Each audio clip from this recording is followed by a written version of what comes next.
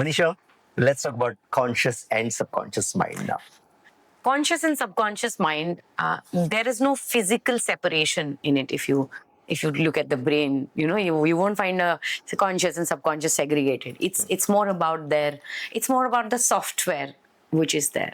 Conscious mind is the active, the captain, okay, and subconscious is the crew. So when we are trying to learn a new skill, the conscious mind comes at play. But when you have practiced that skill and it's set, the subconscious takes it over.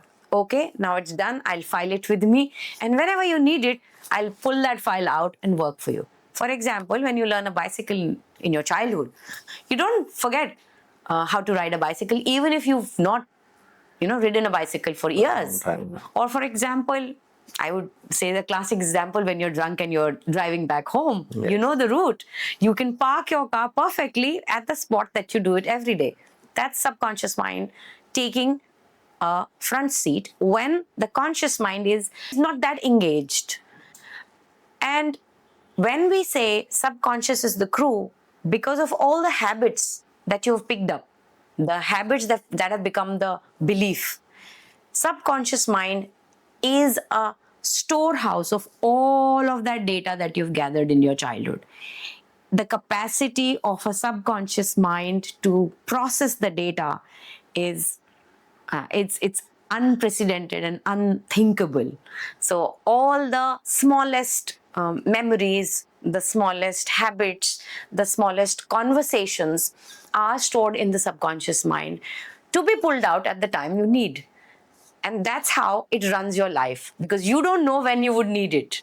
Why is it said that subconscious mind is very powerful, and especially when you talk about manifestations and such kind of topics, we keep hearing about subconscious mind. Subconscious mind, it's that strong. It's very powerful.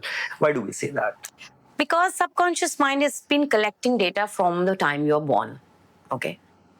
From then till whenever you are at any stage in life, yeah. It has been collecting data, like immense data. Every conversation, every time you cried, every time you laughed, every time you were angry, all of that, all of the conversations you've had with your caregivers, your friends, your peers, your teachers, your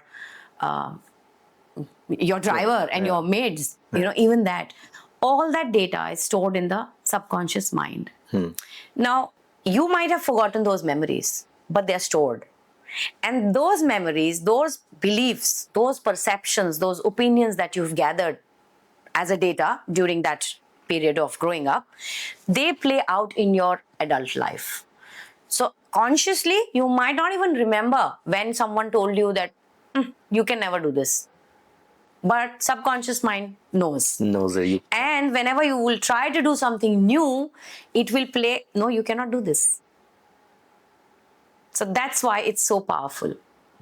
So when we are saying, it's very powerful, are there any techniques or the, certain actions that can be, taken up to tap into that power of our subconscious mind? So, conscious mind acts as a protector of the subconscious. Okay. So, consciously, if I tell you, Suraj, let's try and do this, you might resist.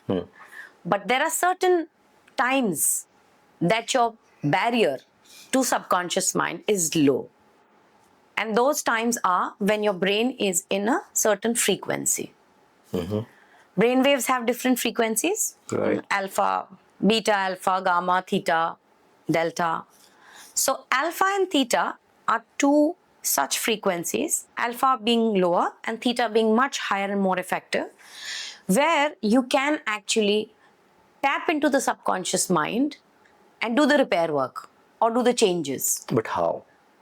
So alpha is something that naturally we are when we wake up. First 15 to 20 minutes of the time, we feel that we are a little groggy when we wake up and not fully awake. Right. That's alpha. Okay. Theta is when you are meditating. Okay. Theta is when you are, probably sometimes in hypnosis also, we have seen that people go into theta. So most popular way to get into theta is meditate. Okay. Alpha is also can be tapped when you are doing things on a subconscious level, like if you've seen sometimes when you're writing or sometimes when you are reading something and you kind of, get that spin and want to go off to sleep, Right. that's again alpha. When you are in alpha or theta, subconscious mind can be tapped into, and with various techniques, this is just the surface of it. Various techniques, you can actually change what you believe. So basically, when you say change what you believe, it again then boils down to, our own belief system also, whether we have the capacity to actually tap into that powerhouse or we cannot. I think that's something that we need to clear first. Yeah. So awareness is the first step. First, you have to be aware. So on the surface, you might just feel that everything is fine, Right.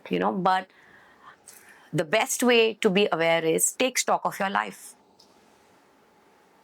Change your belief system would probably be the right word, Yeah. or work on your belief system. Yes. So awareness brings, when you're aware that yes, there is something wrong, somewhere. So that's what I'm saying. Awareness will come when you take stock of your life, what's not working for you. Got it.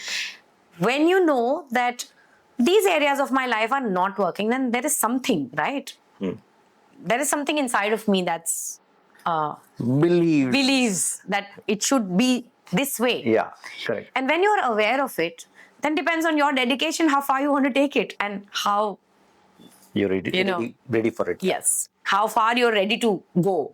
Are you ready to go all in? Then there is, it's constant work, yes. Well, having said that, that actually brings us to our next topic. When we're talking about awareness, we're also talking about belief system. So we are going to cover the next topic, changing the belief system, in our next episode.